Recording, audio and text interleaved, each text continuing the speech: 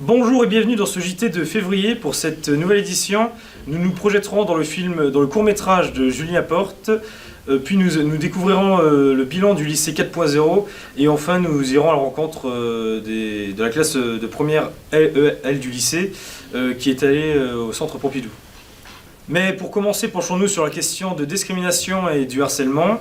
De belles initiatives ont vu le jour dans notre lycée. Thomas Carpentier, un élève en terminale, a réalisé un court-métrage intitulé Hétérophobie, dans lequel l'homosexualité est une norme et l'hétérosexualité est une déviance. Ce film a déjà pu accumuler plus de 7000 vues sur les réseaux sociaux. Je vous propose de le découvrir tout de suite.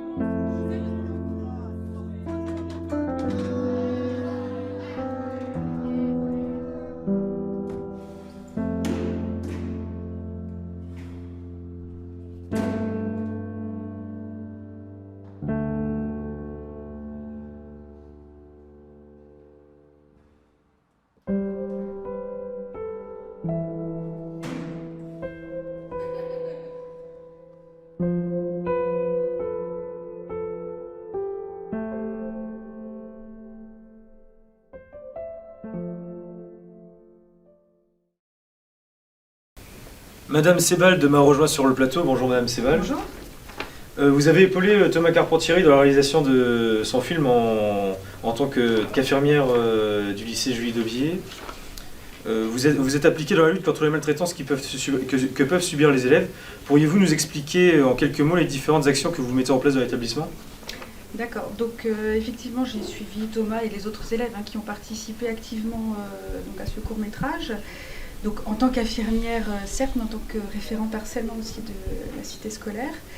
Donc il y a d'autres actions en ce sens, donc une classe de seconde 7 qui a travaillé autour de ce sujet avec Madame Carmona qui est leur professeure de MC, où beaucoup de productions ont été faites, donc des chansons, des petits courts-métrages aussi, des affiches, donc autour du terme du harcèlement et en l'occurrence donc une autour du cyberharcèlement qui participe également au concours non-harcèlement comme la vidéo le court-métrage de Thomas. On participe également à des actions de prévention avec des intervenants extérieurs des associations, donc pour prévenir de ces situations de harcèlement.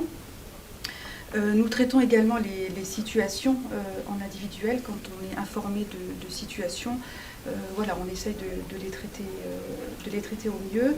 Et on envisage également de former des ambassadeurs au niveau du lycée pour que ces ambassadeurs puissent prévenir et intervenir auprès des classes du collège, parce que nous sommes en cité scolaire.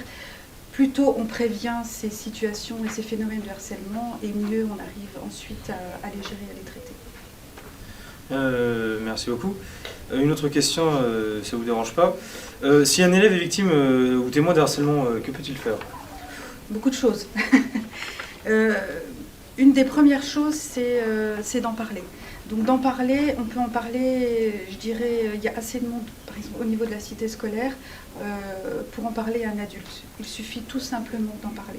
Ensuite, il y a des numéros qui existent, hein, comme le 30-20, très facile à retenir.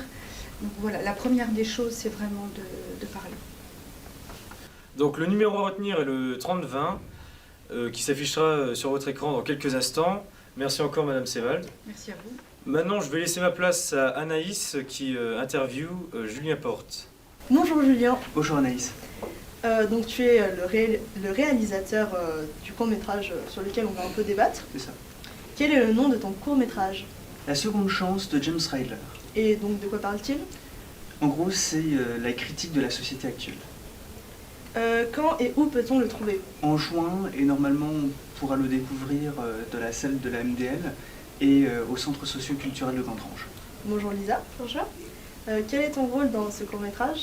Alors en fait, je suis la maîtresse du rival de James Ryder, interprété par Julien. Comment l'as-tu trouvé dans ce court-métrage?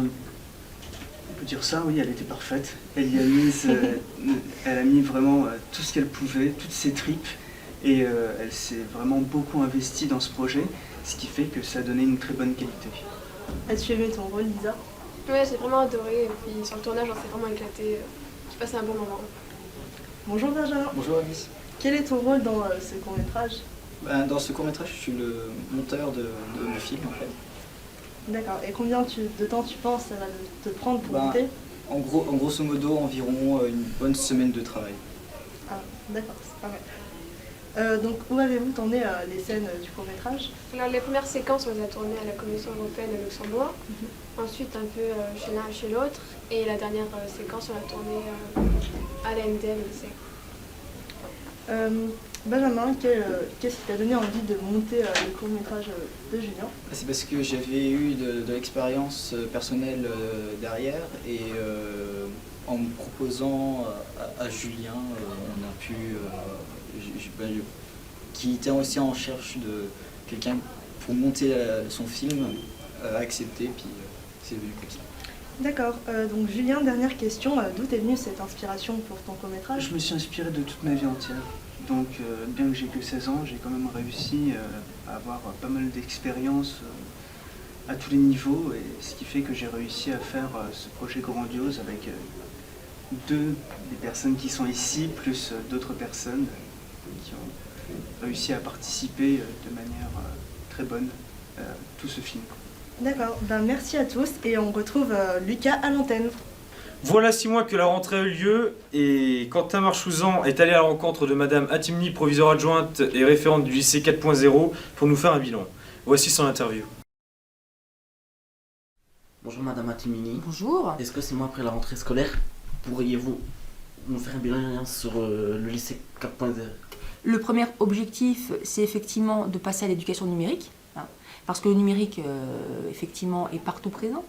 On travaille, les nouveaux outils et les nouveaux métiers sont effectivement plongés dans le numérique, et qu'il fallait quand même que l'école passe le cap du numérique. Et le deuxième aussi objectif, c'est effectivement alléger le cartable, hein, éviter d'avoir des manuels physiques, on va dire, et plutôt privilégier les manuels numériques. Alors, il y a ce qu'on appelle le GAR, la gestion d'accès aux ressources, qui a été installé dans les ENT, les environnements numériques de travail, et un gros travail des professeurs documentalistes et des autres personnels concernant justement, et des enseignants, l'identification de manuels numériques. Et les enseignants, les équipes pédagogiques ont le choix des manuels numériques sur effectivement la proposition des éditeurs. Donc il y a eu quelques problèmes parce que effectivement, et on va le dire très franchement, il fallait que les éditeurs soient en accord avec la région pour pouvoir vendre des licences. Donc le premier blocage c'était ça. Donc c'est pour ça qu'on a eu un moment de latence. Ensuite, c'est au niveau technique, parce que pour installer le lycée 4.0, il faut effectivement revoir les infrastructures, installer des bornes de Wi-Fi, pour que finalement on ait Internet, parce que tout se base sur Internet. S'il n'y a pas Internet, on ne peut pas accéder aux ressources numériques qui sont sur le NT Place. Et donc tout ça, il y a eu une installation des bornes Wi-Fi sur la fin de l'année 2017, qui ont dysfonctionné, qui ont refonctionné, parce qu'on a quand même un réseau ici qui était quand même un petit peu à revoir. Donc il ne faut pas oublier qu'on est dans une phase expérimentale, donc on tâtonne, on les pilote, donc c'est nous qui allons faire un retour d'expérience après pour dire tous les lycées, parce que ce lycée 4.0 va être généralisé normalement à la rentrée 2018. Nous, on fait des retours d'expérience, on dit ce qui ne va pas. Donc effectivement, à l'heure actuelle, certaines ressources ne sont pas disponibles, ou il y a des problèmes de connexion, mais ça va se régulariser, puisque nous sommes là aussi pour expérimenter. Donc, grosso modo, ici, c'est que l'objectif du lycée 4.0, c'est de faire vraiment rentrer l'école dans l'ère du numérique. Et malgré les obstacles, on a quand même des enseignants qui utilisent et qui s'emparent des outils numériques, des élèves qui sont satisfaits d'avoir des tablettes. Et l'objectif, et ça il ne faut pas l'oublier, c'est que tout le monde ait une tablette. Et pour effectivement les personnes qui ne peuvent pas acheter cette tablette, je le répète, la région propose également son aide. Donc c'est vraiment un projet qui est ambitieux et qui se veut ambitieux pour l'école. Voilà. Merci beaucoup, Madame. Je vous en prie. Et pour finir sur une note plus culturelle et réjouissante, nous allons à la rencontre des classes première L et seconde IDA qui sont allées à l'exposition au Centre Pompidou, Japonorama. Les enseignantes de lettres des premières L du lycée Jules Daubier de Romba ont décidé cette année de les faire travailler sur le Japon. Après avoir lu des livres d'écrivains et de poètes japonais, ils ont eu la chance de participer à une visite guidée de l'exposition Japonorama qui a lieu en ce moment même au Centre Pompidou de Metz. Voici quelques images de ce qu'ils ont pu découvrir et qui vous donneront certainement envie d'en faire autant. N'hésitez pas à demander de l'aide aux médiateurs présents dans chaque salle, ça rend la visite plus accessible et compréhensible. D'un point de vue formel, utiliser du noir c'est malin parce qu'on voit bien ces lignes qui se détachent. Si on avait utilisé du jaune par exemple, ce serait moins visible. Bonjour, quelles sont les dates de cette exposition Pardon. Et quel est le thème pour cette période?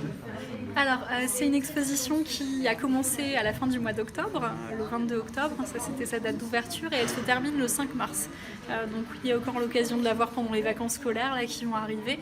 Et le thème de l'exposition, donc elle s'appelle Japonorama, c'est une exposition qui traite de la création japonaise contemporaine, avec une période assez large, des années 70 à nos jours. Et l'idée c'est vraiment de découvrir à la fois des sculptures, des installations, de la peinture, du costume, vraiment beaucoup de choses qui ont trait à la culture visuelle du Japon. Alors je suis lycéen à Romba, mais comment je peux venir? Alors c'est assez simple, le Centre Pompidou il est très bien situé puisqu'on a la gare qui est à 2 minutes à pied du musée. Qui plus est, c'est gratuit, quand vous avez moins de 25 ans, vous pouvez venir au musée autant de fois que vous voulez et on aura toujours un petit ticket gratuit à vous donner à l'entrée. A bientôt pour le prochain JT.